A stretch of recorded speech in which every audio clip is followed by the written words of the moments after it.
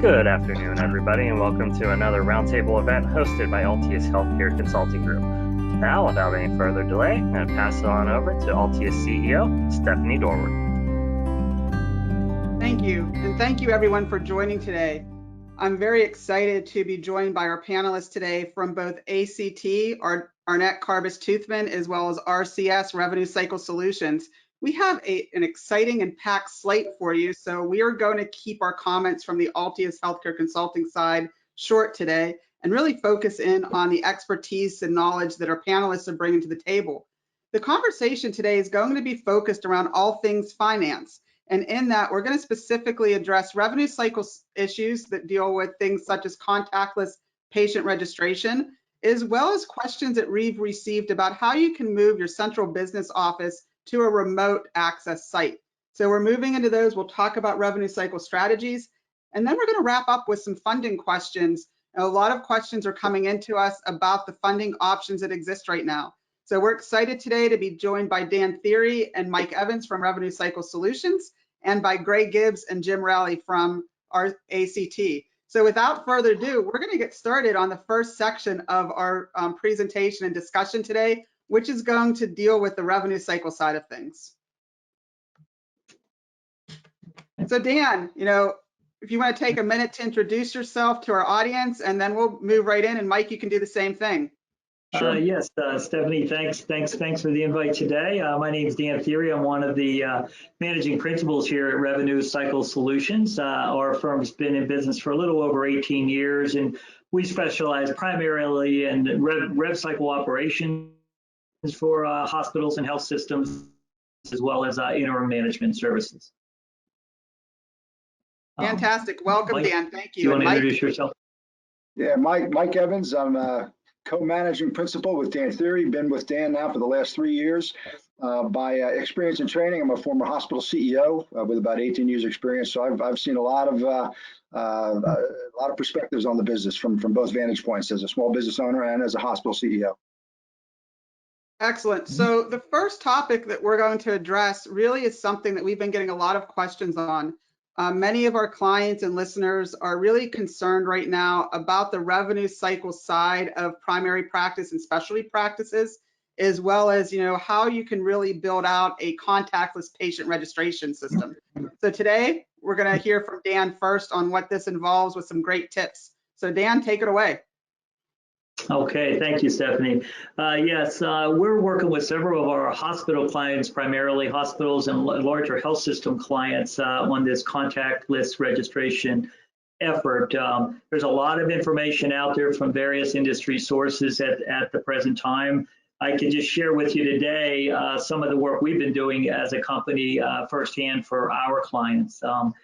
And what is contactless registration? Not to oversimplify it, but it's essentially working out all the steps necessary through scheduling a patient, pre-registering a patient, and patient intake. And if you think of all the steps that a place is typically involved with, we have to move each one of those functions to a point where there's no patient contact or minimal patient contact. So that's been the challenge. I can tell you at the onset, there's no one size fits all here for as many facilities as we're working with on this. There's variation in how each of the facilities are moving forward and attempting to tackle this.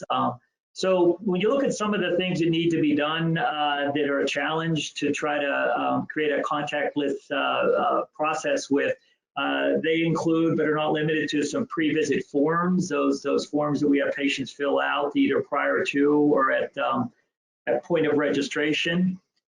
Signatures on those forms or another challenge, and you have to put in some other measures to achieve the contactless measures. Collecting payments at point of registration has been a challenge there as well.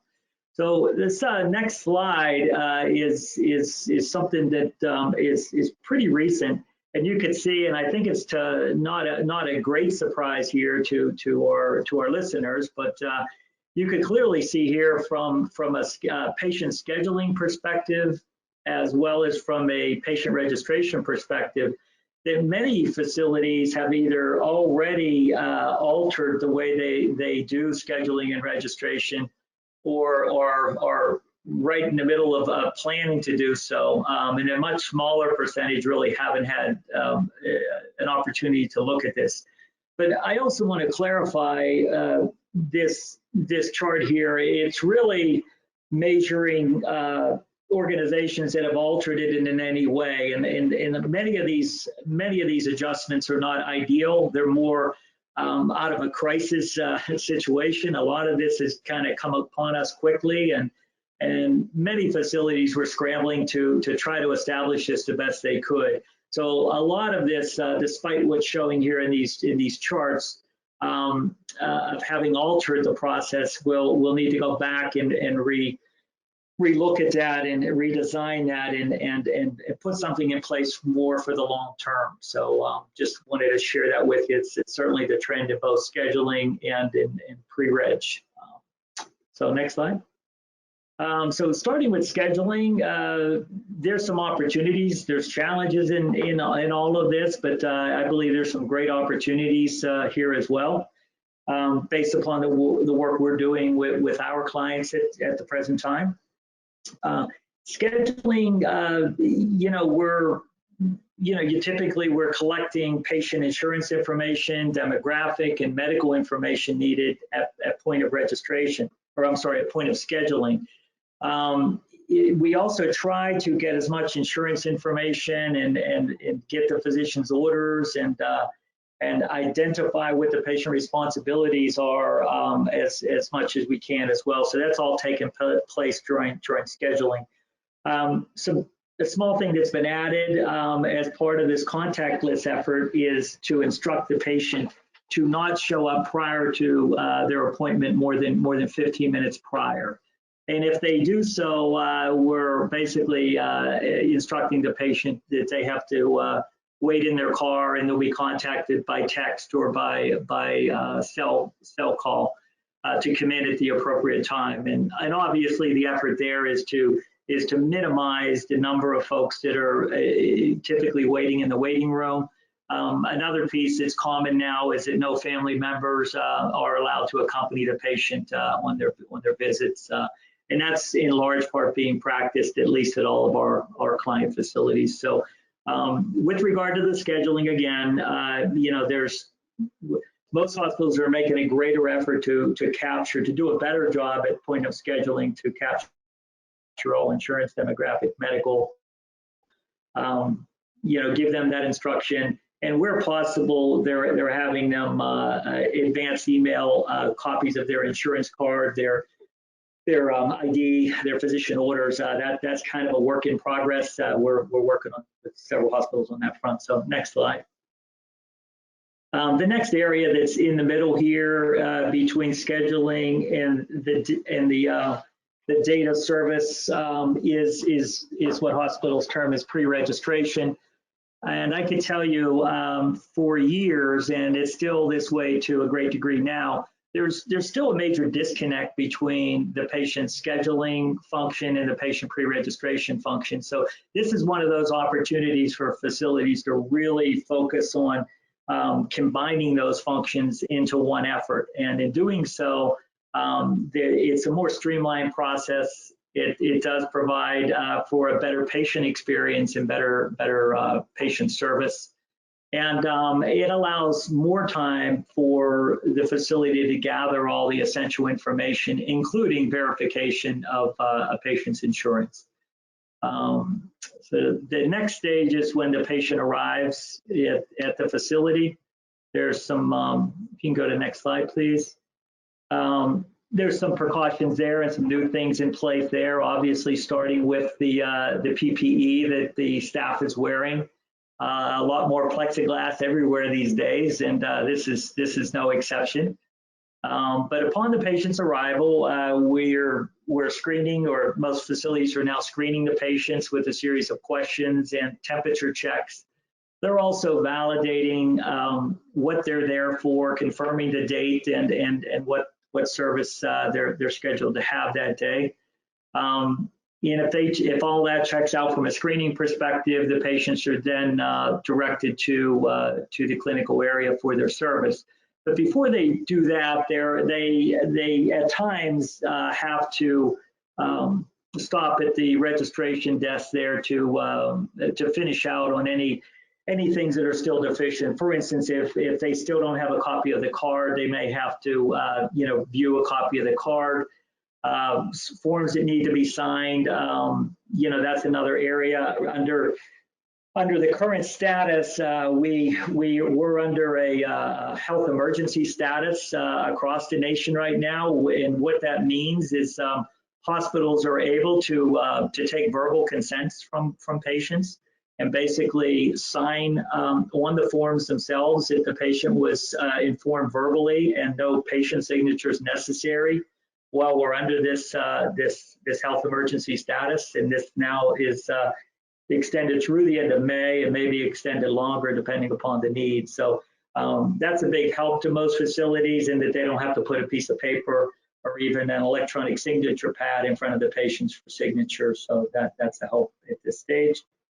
And with regards to the payments that are due from patients, that's typically done in advance over the phone, or it's done at this point in time, but the patients are the only ones scanning their card, and everything else is done from the other side and beyond the plexiglass. So that's kind of some of the changes that are put in place now for relating to the contactless registration. Next slide, please. Are there any questions on the contactless effort at this point? Yeah, before we move on, Dan, just, a few comments. I think that this has been a great opportunity for healthcare organizations across the country to really explore and review, their registration process. And I think what we've heard from some of our clients that we have found that they learned it was more disjointed than they actually thought it was, meaning that a patient may have to register 3 or 4 times to come in to see their primary care physician because they're having labs drawn, they might be having radiology services. So trying to consolidate all of this into one pre-registration process that applies to all services has been something our clients have been focused on. And I think you addressed that. And I was blown away by one of your first slides that saw that nearly 10% of organizations at the time of the survey had not addressed any changes. And I find it hard to imagine that under the state of emergency with all the changes that 1 out of 10 didn't change anything. So I'm curious what your opinion is of that. Mike, you might have something to weigh in on there as well. Mike? Mike. There we go. Yeah, I think given what we've all been through with the pandemic, I mean, there can be no improvement without change. I mean, I think what all hospitals, physician practices have experienced is going to force some radical change, and I can comment more on that during my piece of the presentation. But I think every administrator really needs to look at all their processes, all their processes to make sure they're as leanly managed as possible. I've termed this whole pandemic as one of the great lean management exercises we've ever been through, because you're really forced to identify what is of value and what is waste, what's perfunctory, and really focus on what is mission critical. Though that has to be the priority, no matter if it's the revenue cycle or clinical care. I think we're all being forced to focus on what is most important to really our mission. Yeah, I 100% agree. And when we're talking about managing remote staff in the central business office, one of the things our clients have been talking to us about is the fact that before the pandemic, they had one plan in place, and it might be building out a very large central business office. In some cases, there was new construction of new buildings that were going to house the finance staff, the HR staff, and all these large components. And now that they moved a lot of that remote, the question now is, what do we really need? How big should the operation be? And how much can we keep remote? And then more importantly, how do we manage those remote workers ongoing? So I'm really excited about this next portion, Dan.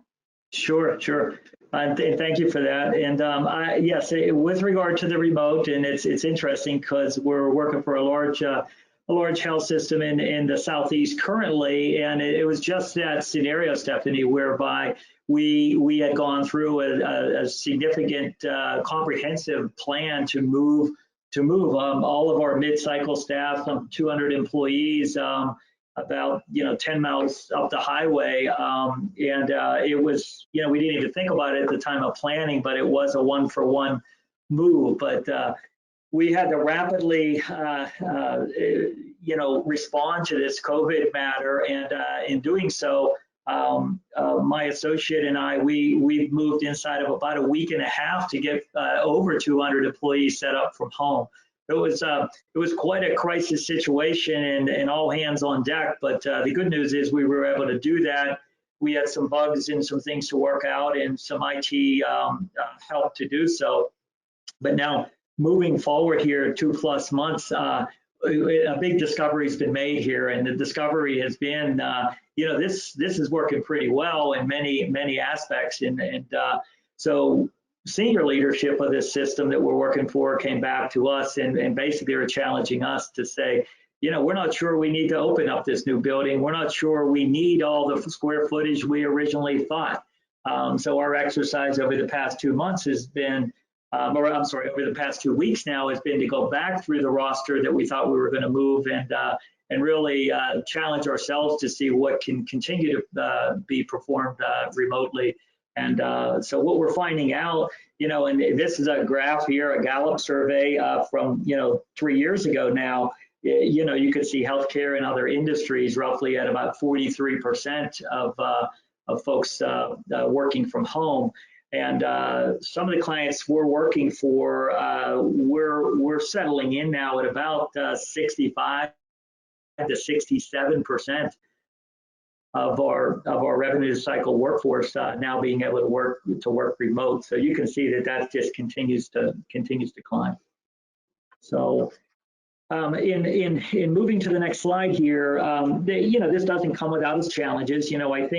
I think in a crisis situation, we quickly mobilize to get everybody connected and to maintain day-to-day operations. But if let's face it, it wasn't ideal because our practices, our processes, our procedures weren't really completely designed for folks to work remotely. So that's the piece that we need to circle back on and kind of redesign to some extent for this to be a lasting long-term solution.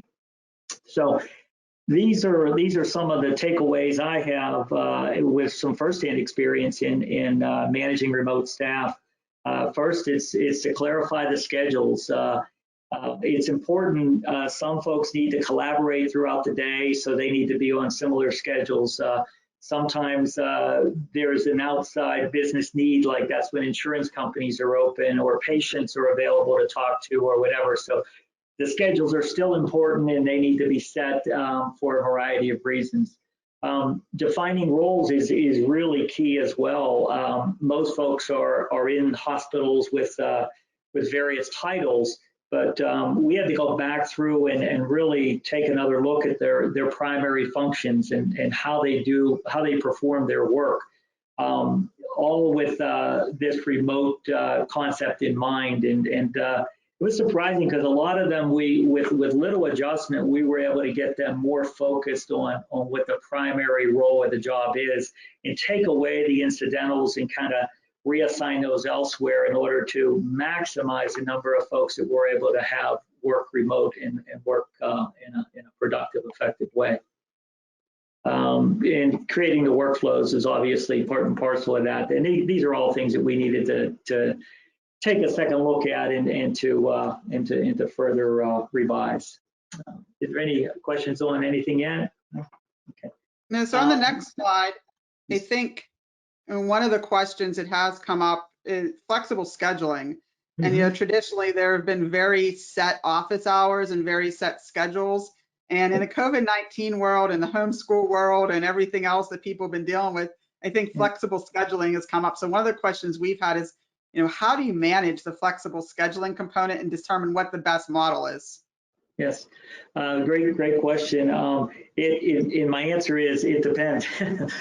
but some of the flexible scheduling is very beneficial. I'll give you an example. So we might have pre-registration staff that need to verify and check patients' authorization and have packets ready for the patient's arrival the next day. That's an example of a function that's ideally done on second or third shift to be ready for the next morning. But in other instances, as I mentioned earlier, staff need to collaborate during certain business hours, or they need to be working when insurance companies and patients are available. So, but overall, it's great to have that flexibility, and we let that, we really let the primary functions of the job and the business need of the function drive that. But by all means, if we can be flexible with it, and we are, and we try to accommodate the staff the best we can. And so that to me is a net plus, no doubt about it. And one more comment before we move on to the defining roles. I think from a productivity perspective, aligning the schedules of the staff, in that flexible workspace, as you mentioned, Dan, can really help to align workflow and have a lot of the tasks completed before the office staff is even ready to start appointments the next morning. And so from that component, there are a lot of patient registration things that can happen in the evening. And I think it's a great model for productivity and to really consider what times of day are best for some tasks to be completed. And as you mentioned, you have to have access to the insurance companies. But it strikes me that it's going to be a great move for productivity of revenue cycle registration staff in general. Oh, yes, absolutely. And I just think it'll make the overall revenue cycle effort more productive. There's just so much opportunity there with this remote setup, and so many more options for us to take advantage of. So that's working out well. Defining roles and performance expectation.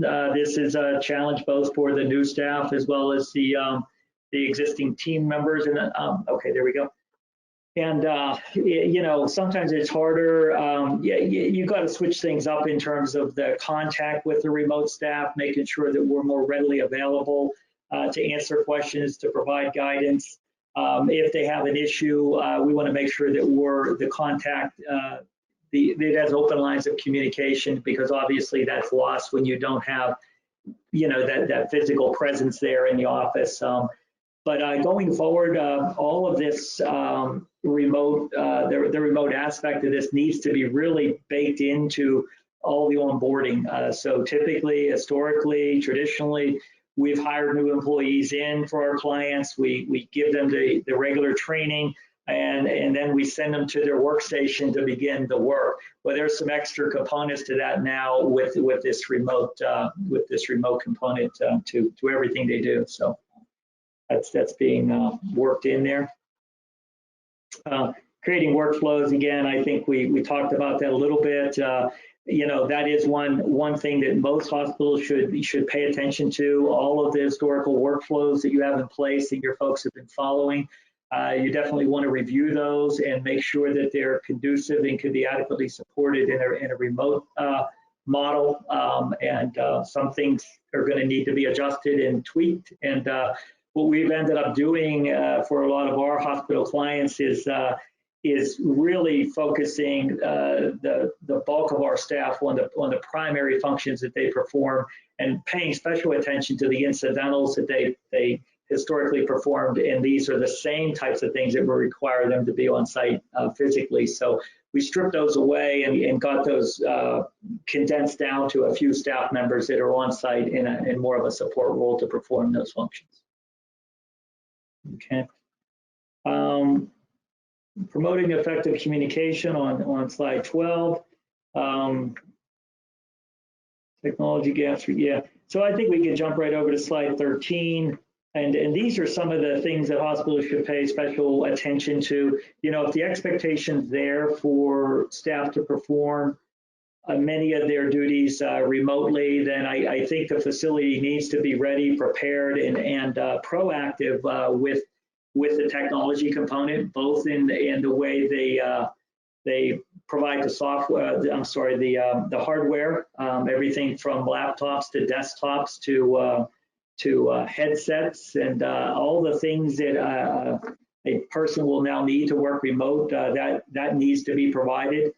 Connectivity really needs to be tested. In obviously, security is paramount today, and in so many hospitals for all the known reasons. So I would encourage hospitals to first, look at the hardware, make sure And preferably anybody working from home should have a hospital machine supplied by the hospital with all the appropriate security measures and capabilities loaded on. The connectivity really needs to be supported by IT, monitored by IT, and just to ensure the connectivity is there and the speed at which it needs to function is present. I think that's it for that. If we can go to slide 14, this is another area that I would encourage hospitals to look at if they haven't done so already. Many hospitals are still working directly out of their legacy systems, and in many instances, the ability for a hospital to adequately monitor the production and the quality of work from their revenue cycle staff is lacking, to be nice. So I think a lot more enhancement can be had there, either to further enhance the legacy system that they're using to allow for greater monitoring of staff production, greater monitoring of the quality of the work they're doing.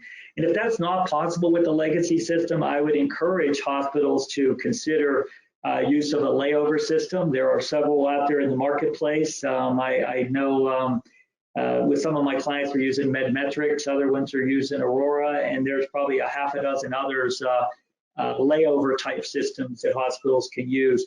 The reason I bring this up is because measuring staff productivity and the quality is paramount, especially in this remote working environment. You can't just send folks home that have connectivity without you having a good idea of what they're doing and how they're performing and how productive they are. So I would encourage hospitals to really scrutinize that if they haven't done so already, because it's going to be important to the longevity of this setup. So open to any questions or comments on that. I think, productivity is probably my favorite slide out of the entire presentation, as you can imagine. And it's definitely a hot button for us. We get asked often, how can we manage our metrics in production? And I believe it becomes even more important in the remote setting. So it's definitely something to have a handle on, making sure that expectations are clear, communicating those expectations with your staff, and then most importantly, having the accountability system in place that you can actually monitor and follow up. A report that's going straight to their inbox is great, but if you're not actually going to take action on their performance metrics or what you're seeing, then it's really not going to provide you with the results that you need. So great slide, and I really think that's an important piece. Sure. Yeah, so let's wrap up with, you have one slide on quality, Dan, so we'll do that. And then I have a good question for both of you before we move on to funding. Okay, great. And with regard to the quality, some basic things a hospital could do at any point in time, and I would encourage is to just do periodic audits of specific account populations. If you want to, there's no better way to know firsthand what your billers are doing, what your collectors are doing, how cash application is posting payments, adjustments, write-offs, than to take a representative account population and just audit those. And I think that's probably the single best thing you could do to get a better handle on what's occurring there. But again, you absolutely need the ability to measure the production and the quality of your staff's work. And it shouldn't be an onerous process. It should be one that you can do at minimum on a daily, weekly basis, and ideally on a concurrent basis. And many of those layover systems out there really enable you to do just that. So again, I would challenge the hospital leadership to take a closer look at their current abilities and take the steps necessary to enhance those capabilities. Excellent. A lot of great information, Dan. Appreciate it. So before we hear from ACT and updates on funding that's available, through the hospitals and requirements, I'd like to ask the two of you just a general question on revenue cycles, and we'll move into some general questions, on strategy, Mike, for you at the end.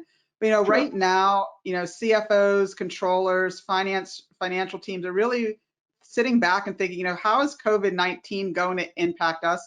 What do we need to be prepared for? And what from a revenue cycle position do we need to do to make sure that we're accelerating cash capture? So in your opinion, what are the 3 to 5 things that all CFOs and revenue cycle staff need to be focusing on right now? If they haven't done it already, what should they be doing today? Okay. Mike, you want to go first, or you? Yeah, I'll take a shot at it. First, I think this pandemic has really brought maybe more focus on the revenue cycle. I think it's probably more important now than it's ever been to have an efficient and productive revenue cycle, both on the hospital side and the physician practice side, because both sides of that equation have taken a big hit. Generally speaking, I would say that, and Dan can echo this, everywhere we go, we want to emphasize that there be a revenue cycle team that meets at least monthly to review all the processes, procedures, all the key metrics. Every hospital should have a scoreboard, some kind of a scorecard of all the key metrics for the front end, the middle, and the back end of the revenue cycle. I think that's key to review those monthly to make sure you're on target with all your performance metrics. All your employees should know what those are. So that's certainly one thing that needs to occur. The second thing that comes to mind is that the revenue cycle really needs a full-blown assessment, like every 2 years. There are too many moving parts. There are too many updates, continual updates to that revenue cycle that need to be managed. So to have an assessment done every 2 years is probably worthwhile. That includes the charge description master. I am continually surprised at how many hospitals don't update that routinely. I think that's critical. And then I quote a very, very good CFO who said, the revenue cycle is never, ever completely fixed. So it bears monitoring continually, especially now. So Dan? Sure. Yeah, thanks, Mike. Yes, I think to answer your question, Stephanie, I encourage most CFOs at this point in time, it's an advantage. Even though many facilities have received an accelerated Medicare payment that from a cash flow perspective will bridge the gap for many facilities, the last 90 days worth of revenue is almost non-existent for most facilities. So it was a great opportunity for most to kind of work their old AR, but it's also an opportunity now while these younger aging categories are relatively empty, to really challenge the IT and the systems they use for much greater integration. Still today, many hospitals we see is too disparate of a process. I think there's still significant opportunity for greater integration, data flows through systems to streamline processes from beginning to end. And not to oversimplify that, but that to me is still the biggest, most beneficial thing that they could pursue at this time. Great advice. I really love those ideas, and I think it's that's a great checklist for all CFOs and controllers to look at. And you mentioned one piece in there, Dan, that's going to give a great transition into the funding portion of this.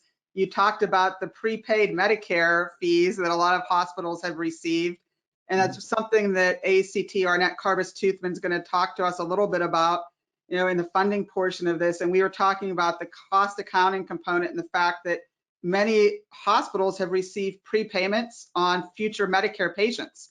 And with those payments, the thing to keep in mind is it's not a grant. It's not money that's coming in. It's money that already is prepaid for future services. So it's really a way that you have to understand that cash flow that you have and the cash that you have today is going to need to be the cash flow for your patients that you're going to see down the road. So let's move on to the next side of this and welcome Jim Raley from Arnett Carbis-Toothman. And we're going to hear about some funding updates that he has for everyone concerning really, what funding is out there, what strategies do you need to take, and how do you really account for that? So welcome, Jim. Thanks, Stephanie. And I have along with me Mr. Gibbs, who is on the phone. So Greg, I don't know if you want to introduce yourself. I will just briefly. Greg Gibbs. I am a partner with Arnett Carbis-Toothman along with Jim Raley.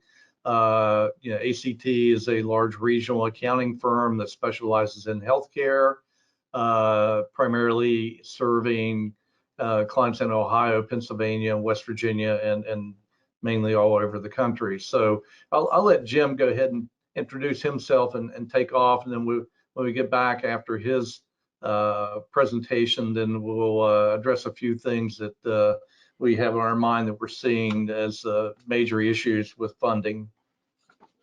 Thank you. Like Greg, I'm also a partner with ACT. Work 100% of my time in healthcare, and 90% of my time within healthcare is spent working with acute care providers, meaning hospitals, LTACs, providers of that nature.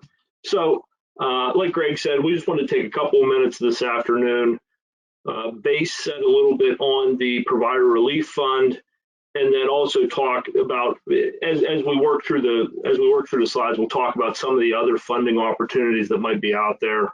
Largely, we're going to ignore or set aside the Paycheck Protection Program. We think a lot of time has been spent on that, and there's been a lot of webinars. We're going to focus on the Provider Relief Fund as we go through the slides. So if you want to go ahead and go to the next slide. As most folks know, the Provider Relief Fund really was established through the CARES Act in March, and then subsequently it was also additionally funded through the Paycheck Protection Program and Healthcare Enhancement Act. That actually added another $75 billion to the Provider Relief Fund. So going over to the next slide. Now, so we've got $175 billion in the fund at this point, or we started with 175 billion rather. To date, a little bit over 70 billion has been dispersed. 50 billion was really the first round of disbursements, and that was split into two tranches. Many of you would have participated in this round of funding, and if you watched it closely, you probably noticed that the funding was a little bit turbulent in just how it was rolled out and how it was funded. So the first 30 of the 50 billion, they actually came out, the 30 billion was based on a provider's Medicare revenues, or how much they had billed traditional Medicare. And then subsequent to that 30 billion going out, HHS came back and reshuffled the whole deck. They added 20 billion into the pot and really recalibrated the entire payment so that at the end of the day, your payment should amount to about 2% of your program service revenue. And if you're a nonprofit, that would be line 9 on your 990. Now, one thing I do want to point out here, one important deadline that is coming up, HHS has at this point deferred the deadline for attesting to these payments a couple of times. At this juncture, though, they have come out and said June 3rd is the last deadline they're going to issue for attesting to these funds. So if you've not gone out and looked at the terms and conditions and considered doing the attestation, I would certainly encourage you to do so. Depending on how you were paid in the first two tranches of payment, there may be an additional payment coming, but in order to get that last payment, you do need to go through the attestation process. So that was the first round of disbursements. The second round was, that's where HHS slowed down a little bit and said, okay, we're going to target the next couple of distributions. So the second round of distributions was the 12 billion that went to the COVID hotspots, or the high impact areas. Now that 12 billion was split up among 395 hospitals. So it doesn't take a great mathematician to look at 12 billion and realize it went to only 395 hospitals to quickly realize that that high impact area distribution was some big dollars to very few hospitals. So we did see some significant payments go out in that rounding. Now on the next slide, where we see, and where we've seen a lot of our clients really impacted positively by this fund, is the 10 billion that went out to rural providers. So the facilities that were impacted by this round of funding were critical access hospitals, rural health clinics, rural PPS hospitals, and rural FQHCs, or federally qualified health centers. This round of funding, it was really interesting how CMS came out and did, or HHS structured the payments. They set base payments depending on provider type. Hospitals had a base payment of about $1 million, where rural health clinics had a base payment of $100,000. Now, the way the calculation was done, really your first 10 million of expenses really drove the amount of payment. So if you're a hospital and you had over 10 million in expenses, largely your payment was going to be a little bit over $3 million. After you get over to the 10 million in expenses, the payment really drops off, or the increase in payment, incremental increase in payment drops off. So that was what in the world of hospitals, largely the biggest impact we've seen to clients has been through this rural targeted allocation. Now, there was some additional funds that went to Indian Health Services, as well as HRSA for uninsured COVID patients. We're not really going to get into that in this session, but we put those in there just to point out that did happen. The last bullet point here, I think, is really important, that there's still $100 billion left out there that has not been dispersed yet. At the beginning of this funding, HHS was really moving at about one disbursement per week. If you remember the timeline, they would typically roll out the payment later in the week, and then a couple of days later come out and really get into the detail on the payments. Now, we haven't heard anything from HHS for a couple of weeks. What we're being told is that HHS is working through the Medicaid data. If you follow the HHS funding, they did come out and say that they expected to do targeted payments based on Medicaid providers, or targeted for Medicaid providers. So we do expect to see something in the coming weeks, but at this point we have not seen anything. So go ahead to the next slide. So, when you're looking at the funding, if you watched CMS Administrator Seema Verma's initial comments, she framed the Provider Relief Fund payments as essentially no strings attached payments, and she also clarified that they were grants, not loans. Now, no strings attached turned out to be not exactly true, in that the next day when the payments did come out, there were 11 pages of terms and conditions. Obviously, some of the terms and conditions do cause issues for various hospitals. Something that a lot of hospitals are dealing with right now on the rural side is that at this point they've received funds largely in excess of their lost revenues or incurred expenses. So they are sitting on quite a bit of cash right now that at this point in time they cannot justify. Some of the other issues that are starting to come out are in the terms and conditions. They come out and say that the funds can't be used to reimburse expenses or lost revenues attributable to other sources. So when you are talking hospitals, especially rural hospitals and critical access hospitals and rural health clinics where you are cost reimbursed, that certainly causes some issues as far as just calculating exactly what your lost revenues are, and how to take that into account when you're looking at cost reimbursement versus reimbursement for lost revenues. We also, when you're looking at some of the other issues, entities that have received Paycheck Protection Program monies or FEMA monies or other monies from states or reimbursement increases from states, there's a lot of issues that are going to come out with these provider relief funds that we're just going to have to wait and see, unfortunately. Now, the last two items are probably the biggest biggest two items because I think they drive everything above them.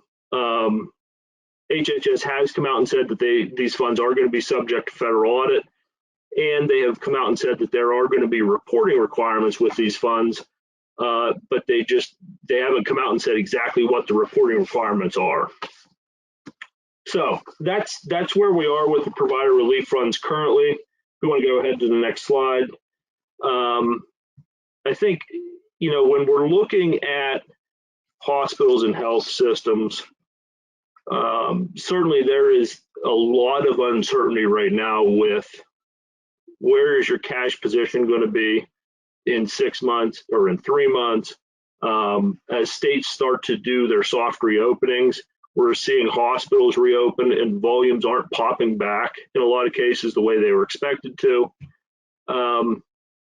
So a couple of things that we have noticed and that we think are very important are that CFOs, CEOs, those in charge should really look at their financials, understand that you're going to continue to see significant fluctuations in your financials for a couple of months at least, to where you go from a bust really. And if you all remember back a short month or two ago, there was an incredible amount of uncertainty as volumes were dropping off. Cash was drying up very quickly. There was really a whole lot of panic in the market, and then some of these provider relief funds came out, and facilities may have went from 1 or 2 days cash on hand to 100 days cash on hand.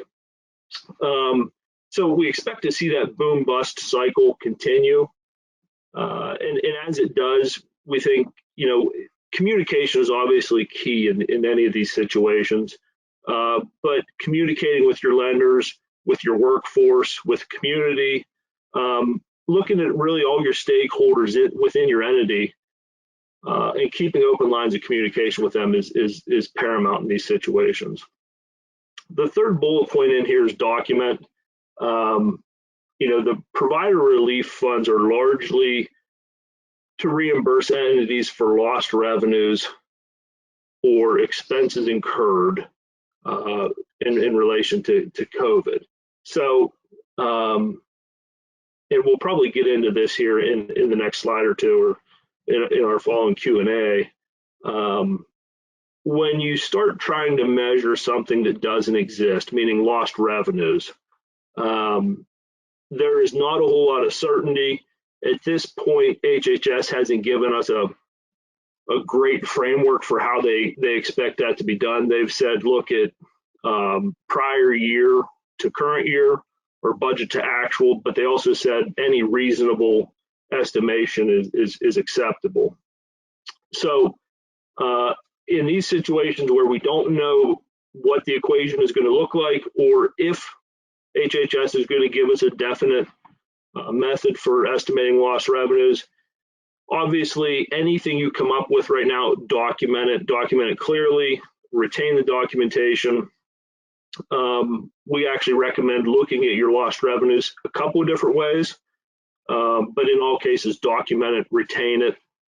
Make sure when you're looking at your expenses, you're tracking every dollar that's spent, you're retaining invoices, you're keeping a log of expenses incurred and just why they were incurred, how they relate to the provider relief funds monies, and how and when they were spent. And obviously, the last point here is plan. Make sure, and we touched on this a little bit earlier, the Medicare advance payments, those were loans, which is going to cause really your cash flow over the next 6, 8, 12 months to be much lower than it otherwise would have been. So plan for that. Try and reach out to your lenders, get the additional liquidity available to you. Start lining those monies up now. If you've laid off workers, largely we've seen that some of those folks have gone out and gotten other jobs. So assume that some of your workforce is not going to return from furlough. And then obviously play out the what if scenarios. If there is another subsequent shutdown, or if on the other hand, if volumes really come back strong, do you have the capacity or do you have a plan to handle that? So that was that's our quick overview of the provider relief funds and some of the issues we're seeing. Do you have any questions? Yeah, so I think one of the things that we've heard, Jim, is that there's a consensus that they believe that hospitals should not profit from COVID-19. What do you think the government may do in the future to, monitor that a little closely? Or Greg, Mike, anyone, what do you think is going to happen to make sure that hospitals aren't profiting from COVID-19? I think you touched upon it, Jim, that, you have to track your revenue versus past revenue. But I suspect that as this moves forward, there's going to be a lot of reporting requirements. One of the questions that we had was, how can we best be prepared to respond to the requests that we're going to have for information from the federal government? Yes, I agree with you. At some point, I think the media is going to start to see, and as quarterly quarterly reporting goes out, and we actually saw it when HHS first released the payments on the provider relief funds. The news media jumps all over it. They love to see that a nonprofit hospital got $100 million. And that, that just inflames everybody. So I do agree that at some point there's going to be clawbacks, especially, the last $100 billion is largely going to drive, I think, what happens in how HHS disperses that money. I think that's going to drive, really drive the subsequent clawback of it. But, as we discussed, there is no way right now, no clear way to measure lost revenues. They didn't exist. So, like I said, try and figure out as many different ways. Either look at trend analysis, look at your, and we say old budget, your pre-COVID budget to actuals. Look at the 2-month trending, if you're trending up or if you're trending down. Every hospital has a different story, and just how they measure lost revenues is going to vary widely between facilities. But I would tell folks, get as granular as possible. We have some clients that are going clear down to cafeteria sales, medical record sales, as granular as they can possibly go. Get granular, document it, and unfortunately wait and see, I guess, and see how HHS really, what the reporting requirements look like. Perfect. And Mr. Gibbs, I think this question may be best suited for you. And, it is right now we're experiencing a lot of volatility in our financial statements and a lot of unknowns. From an auditor's perspective, what are you most concerned about for your clients moving forward? Well, right now, a lot of these funds, how hospitals are accounting for them and how those will either be loans that have to be paid back or grants that can be taken into income is one of the big concerns that we have for financial reporting.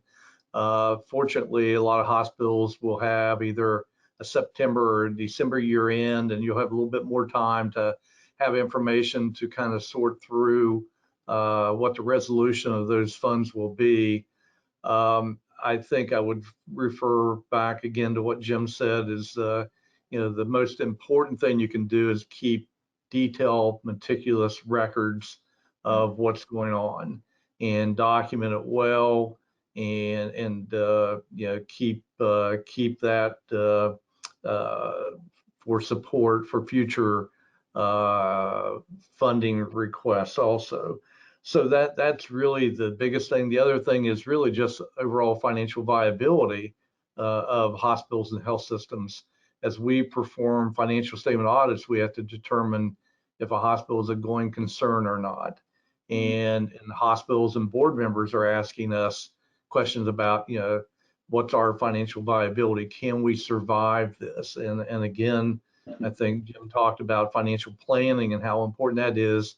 And the issue right now is everyone is so busy and so caught up in dealing with current issues is they do have to stop and realize that long-range financial planning is still very important.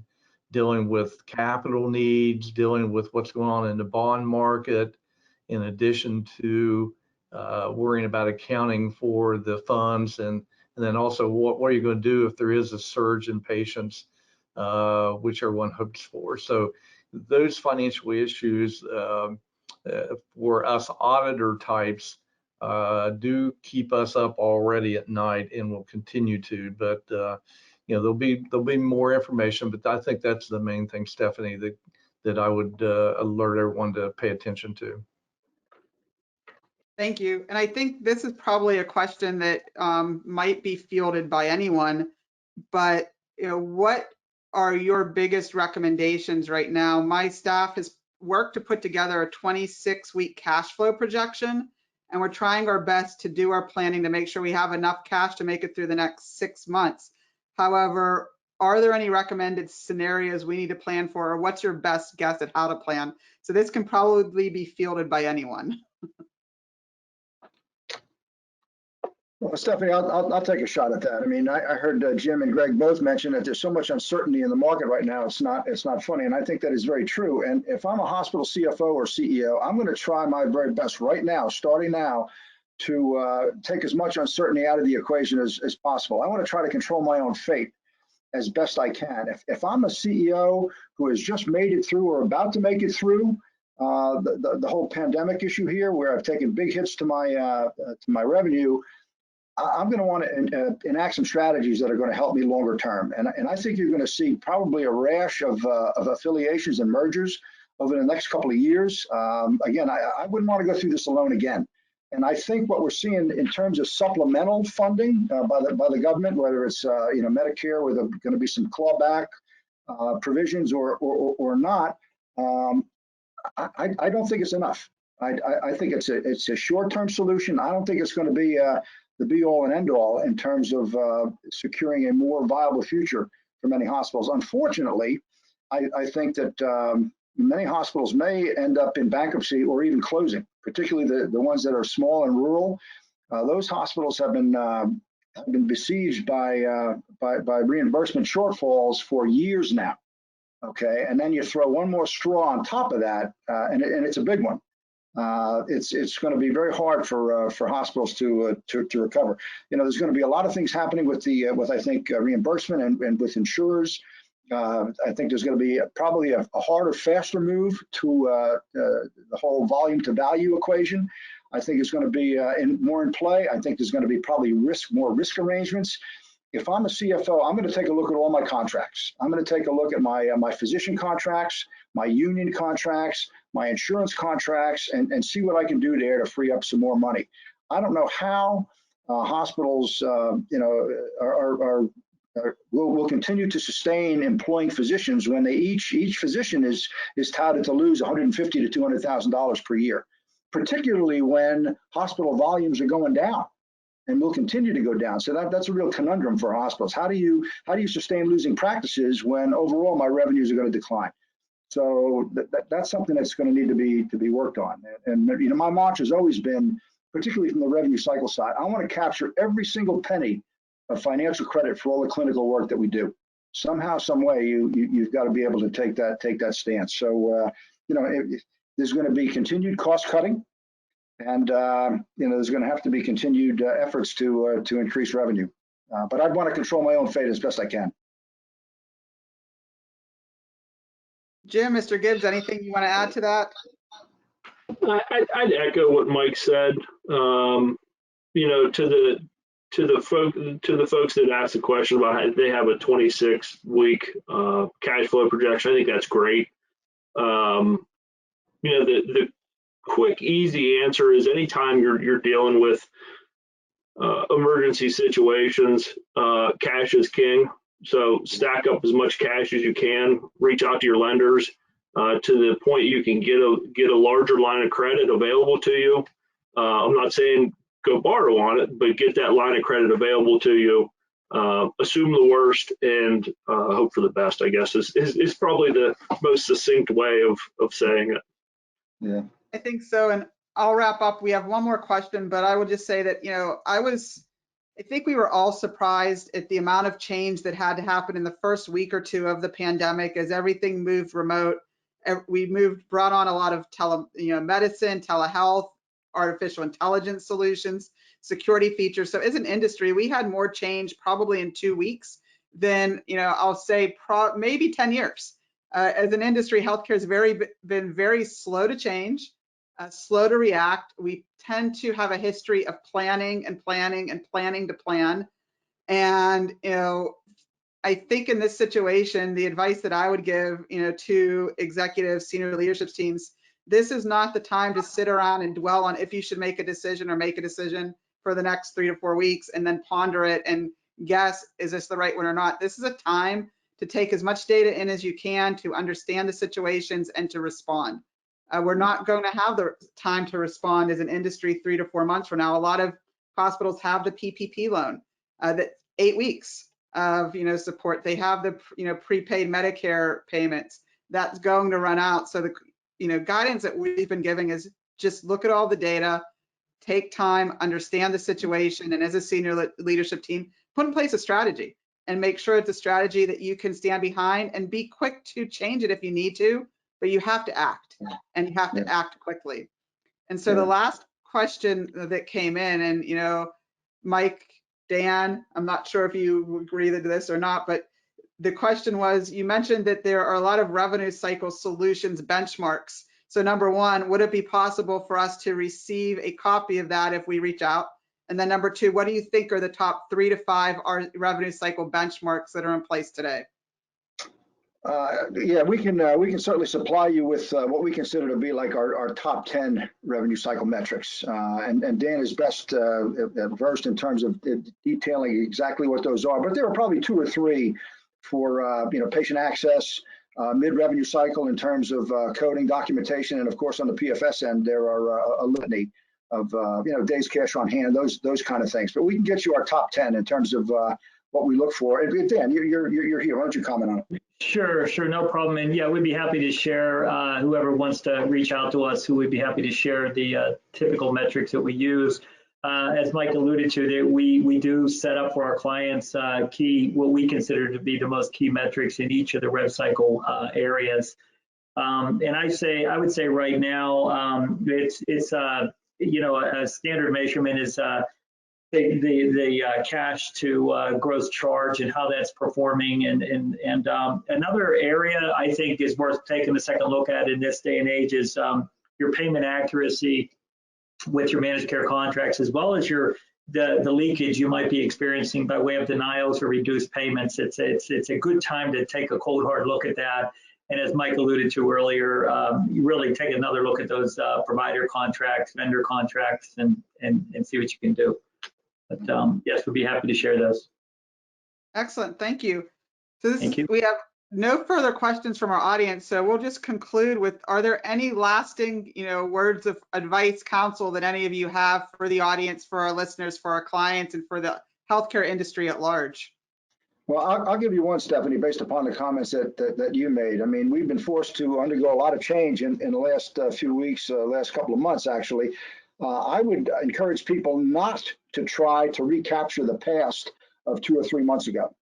Okay, I think there's too much change that is underfoot right now. I'd be looking at, where's the business going? How do I get there? Not try to get back to where I was back in January and February. I'd be looking ahead and how I need to change my business to adapt to what's coming down the pike. I think that's great advice. It's changing, living in a virtual world. Yeah. And I would echo what Mike said. I think the healthcare world has changed materially. Some for the good, some for the bad, but it has changed. It's not done changing yet.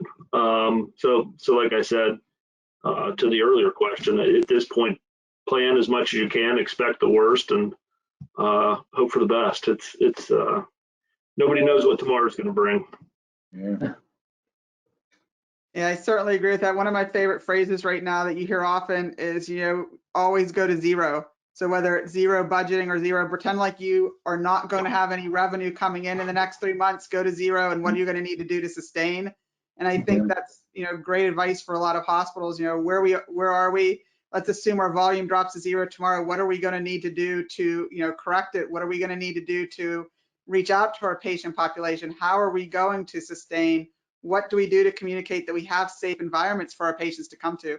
So it's a very interesting time that we're living through, and I really appreciate all of your comments today and the information provided from the funding side of things, as well as the revenue cycle solutions. So Greg, Jim, Mike, Dan, thank you so much for joining. It's been a pleasure. This virtual roundtable discussion was brought to you by ALTIUS Healthcare Consulting Group. For more information about anything you heard on today's roundtable, or to learn about services provided to hospitals and healthcare delivery systems by ALTIUS Healthcare Consulting Group, visit our webpage at www.altiushcg.com. To be able to get updates on future roundtable discussions, please send an email to info, that's INFO, at ALTIUSHCG.com, and let us know that you'd like to be added to our mailing list.